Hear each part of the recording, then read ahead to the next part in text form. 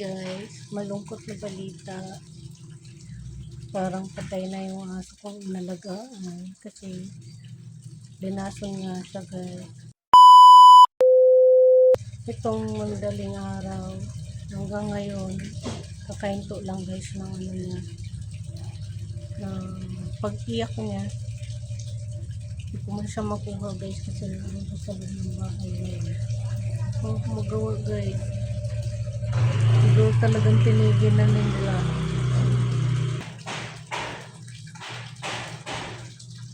Ito, naglalaba ako guys, oh. Naglalaba ako sa terikang araw. Wala akong ganap sa inyo guys. Ito lang, malungkot ako ngayon kasi wala na si Shichay. Wala na yung super bait kong pinapakain sa labas guys. Nakakaiyak.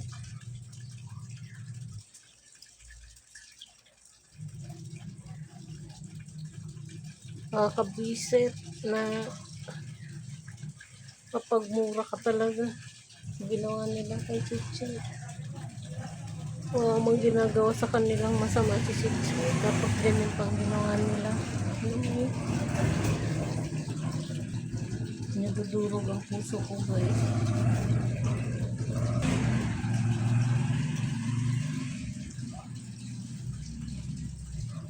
So ayan guys yung puno, oh.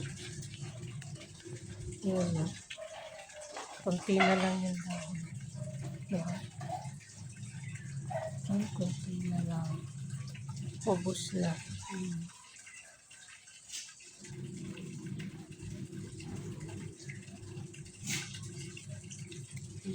Ayan. Ayan yung weather. Nagbubog guys yung dahon. Diba? Nagbublo yung langit natin. Ayan. Tapos yung dahon guys yan sa ano namin. Ayan o. Ayan yung bubong namin. Kailangan ko pa yung guys linisin o. Nakita ko lang. So, hindi mo na ngayon kasi pagod na yung katawang lupa ko guys. Nagpaligo man ako ng 3 kong alaga. Tapos na sila. Tapos naglaban naman ako. Tapos na din ako mag-dinis dito. Yun lang guys, update ko kayo. Hindi ako active. Sorry guys. Naapektuhan ako guys. Pati yung vlogging ko naapektuhan.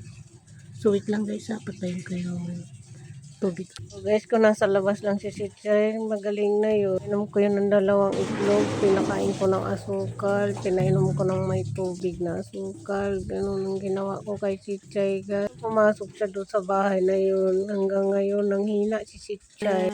See you sa next vlog mga kalaman at kapatay gutom. Bye and good morning.